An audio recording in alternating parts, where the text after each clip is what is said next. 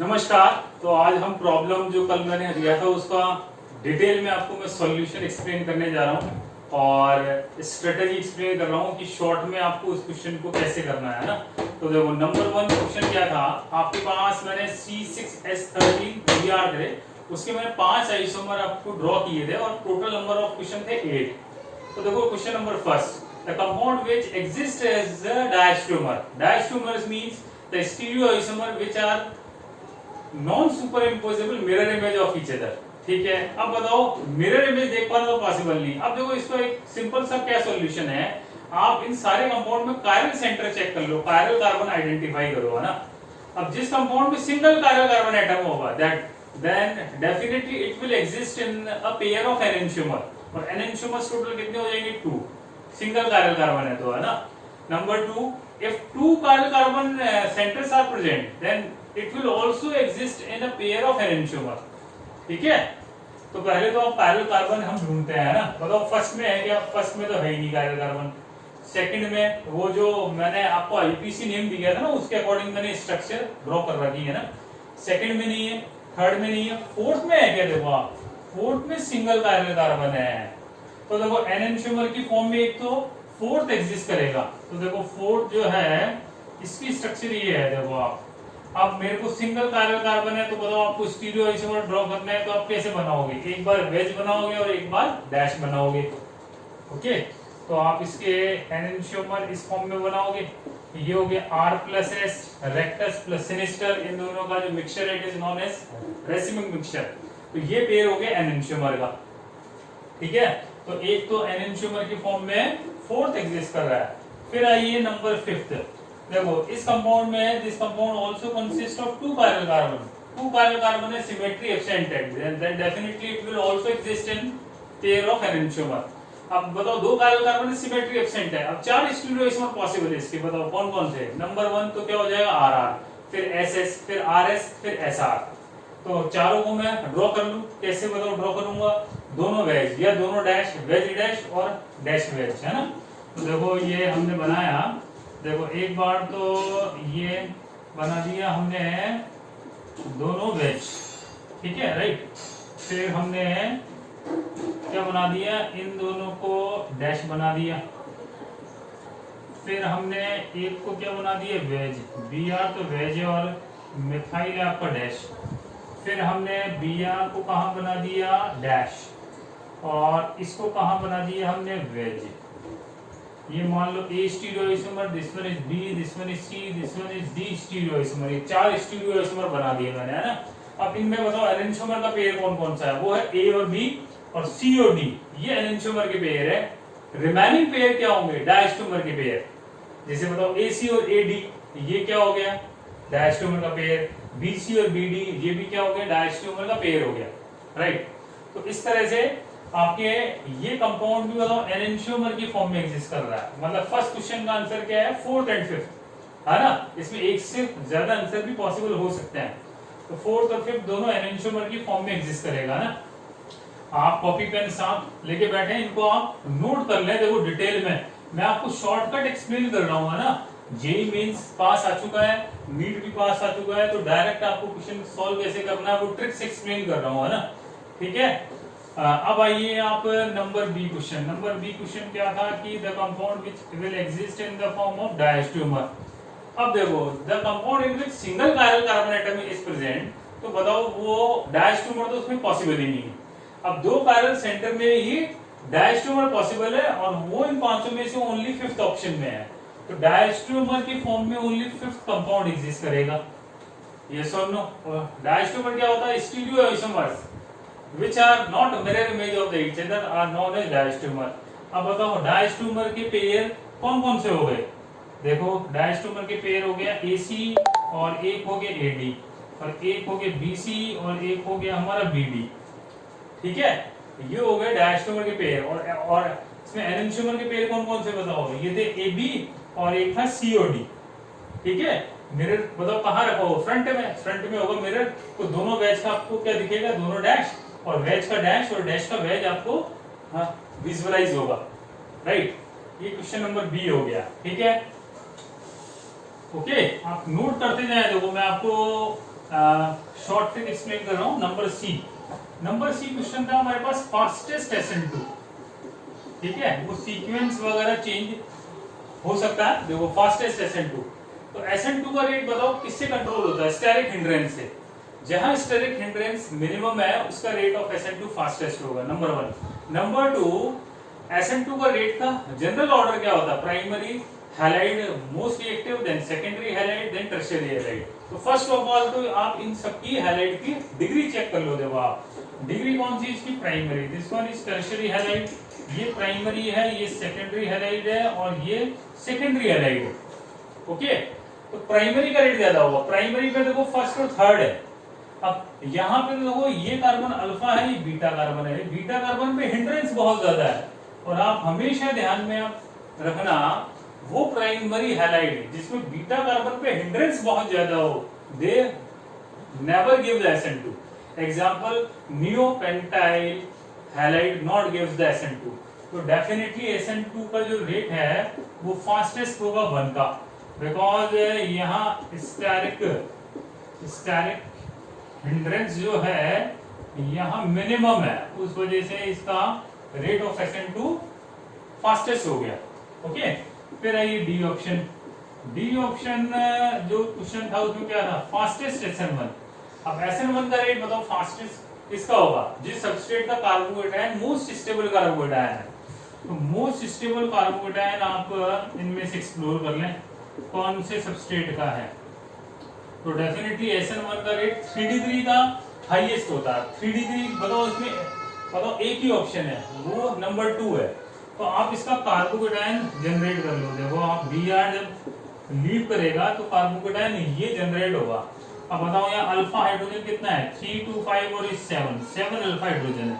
और इथाइल का जो प्लस आई है वो मिथाइल के प्लस आई से ज्यादा है, तो ये कार्बोकेटायन को और एडिशनल स्टेबिलिटी दे रहा है। तो this carbocation stabilised by hyperconjugation as well as inductive factor. Two factor influences the stability of this intermediate. Right, what is my point?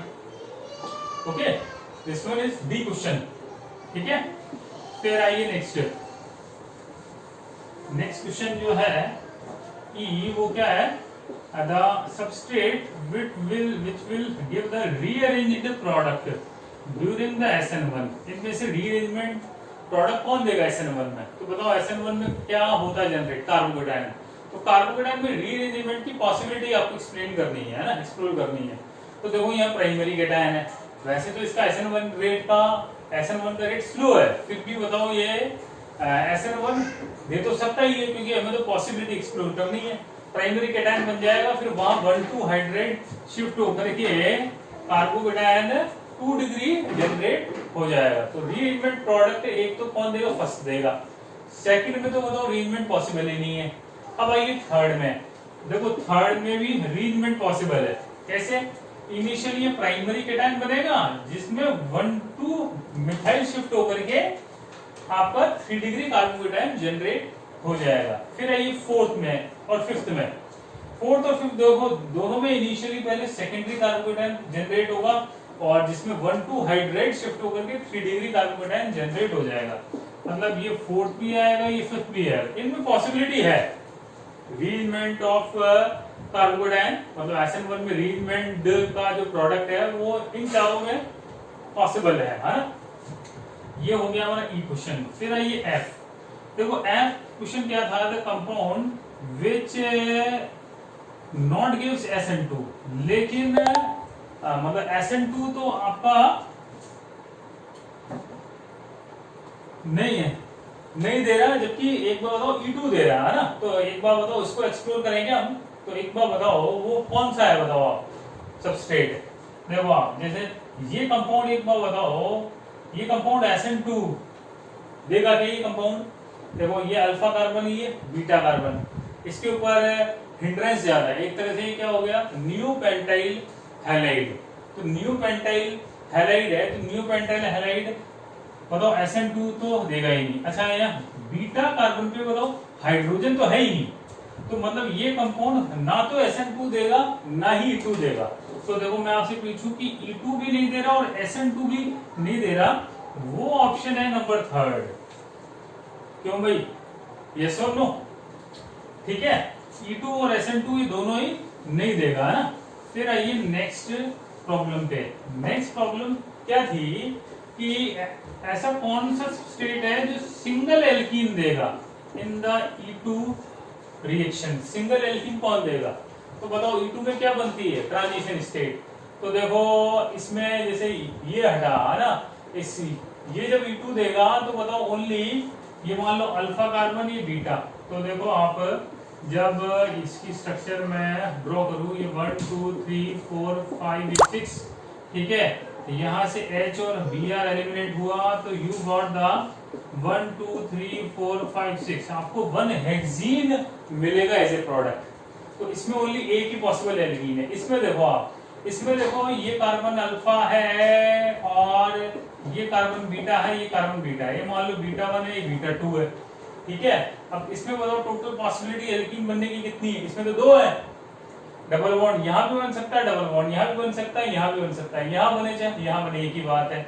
इसमें आइए, इसमें तो E2 पॉसिबल ही नहीं है, बीटा हाइड्रोजन ही नहीं है, वेरी इंपॉर्टेंट। फिर आइए इसमें भी देखो ये अल्फा, ये बीटा 1, ये बीटा 2, इसमें भी 2 पॉसिबिलिटी, या तो डबल बॉन्ड यहाँ आ जाए या डबल बॉन्ड यहाँ आ जाए। फिर इसमें आइए, इसमें भी 2 पॉसिबिलिटी है, या तो डबल बॉन्ड इधर आ जाए या डबल बॉन्ड मिडिल में आ जाए। तो ओनली एक एल्कीन ये ही जनरेट कर पाएगा, ठीक है जी।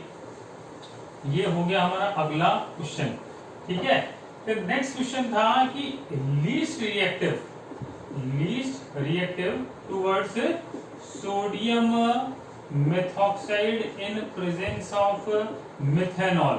तो सोडियम मेथॉक्साइड बताओ स्ट्रॉन्ग बेस है, और स्ट्रॉन्ग बेस कौन सी रिएक्शन देगा, ये क्या देगा, E2 रिएक्शन देगा, ठीक है ना। तो मतलब पूछा है कि E2 का जो रेट है, E2 का रेट इनमें से मिनिमम कहां पे ऑब्जर्व्ड है, ये यहाँ पूछा गया है, ठीक है भाई। तो बताओ इसमें देखो आप, जैसे ये दे देगा, ठीक है, ये दे देगा। आप इसमें तो बताओ अल्फा, ये बीटा, या बीटा हाइड्रोजन ही नहीं है, तो बीटा हाइड्रोजन ही नहीं है, तो बताओ ये कंपाउंड तो E2 देगा ही, राइट। तो इस तरह से हमने ये क्वेश्चंस सोल्व कर लिए सारे, है ना, राइट है, ठीक है ना। तो ये हमने इस तरह से प्रॉब्लम सॉल्व कर ली। अच्छी है ये प्रॉब्लम, क्योंकि इसमें देखो सारे कॉन्सेप्ट हमने कवर कर लिए। मतलब देखो आपका सारा सब्स्टिट्यूशन वर्सेस एलिमिनेशन आ गया, ओके, राइट। आप मेरे को रिप्लाई करना कि किन किन का सही था, ठीक है। अब एक मैं आपको इम्पोर्टेंट अनाउंसमेंट करने जा रहा हूँ। देखो आपका IIT मेंस हो रहा है 1 to 6 सितंबर। मैं 7 सितंबर से IIT एडवांस के कोई स्पेशल बैचेस लॉन्च करने जा रहा हूँ। 7 to और 26 सितंबर तक ये कोर्स चलेगा। आपको 27 को तो आपका एग्जाम है ही, तो इसमें मैं डेली 1 आवर की क्लास होगी आपकी, है ना। स्पेशल कोर्स है ये, special course for JEE advance, ठीक है ना। और फ्रॉम 7 सितंबर, ठीक है। तो इसमें क्या है आपका, ये कोर्स मैंने इस थीम को लेकर के डिजाइन किया है, क्योंकि क्या होता है लास्ट टाइम इंपॉर्टेंट टाइम होता है। तो ये कोर्स इस तरह से मैंने फ्रेम किया है जिससे आपकी रैंक इंप्रूव हो जाए, रैंक रेक्टिफाई हो जाए आपकी। मान लो आप अंडर 1000 आ रहे हैं तो आप अंडर 100 आ जाए, वो है पर्पस। क्योंकि देखो केमिस्ट्री की इंपॉर्टेंट रोल प्ले करती है सिलेक्शन में और रोल दोनों में। आपका यदि केमिस्ट्री में एक बड़ा अल्टीमेट शानदार स्कोर आता है तो वो आपका सिलेक्शन में भी रोल प्ले करेगी और आपकी रैंक को भी इंप्रूव करेगी, ठीक है, राइट। तो इसकी बड़ी एक नॉमिनल फी मैंने यहाँ रखी है। तो जिन्हें भी ज्वाइन करना है वो मेरे जो कांटेक्ट जो नंबर है उसके ऊपर आप मेरे को कांटेक्ट कर सकते हैं। कांटेक्ट नंबर है 9828577692, ठीक है। इस पे आप कांटेक्ट कर लें और इंफॉर्मेशन ले लें कि किस तरह से शेड्यूल रहेगा। पूरा एक प्लान्ड वे में हम ये मैंने कोर्स फ्रेम किया है और इसका अल्टीमेटली आपको बेनिफिट होगा और नॉमिनल कॉस्ट है। क्योंकि देखो भाई थोड़ी बहुत फीस से मान लो आपकी रैंक इंप्रूव हो जाए तो आपकी लाइफ चेंज हो सकती है, ओके। तो thank you so much again. और इस वीडियो को आप शेयर करें अपने दोस्तों के साथ। जिनको भी ज्वाइन करना है कोर्स, आप मैक्सिमम ग्रुप्स में स्प्रेड करें और गारंटेड माने आपको बहुत ज्यादा बेनिफिट होने वाला है इस कोर्स से। Thank you so much again.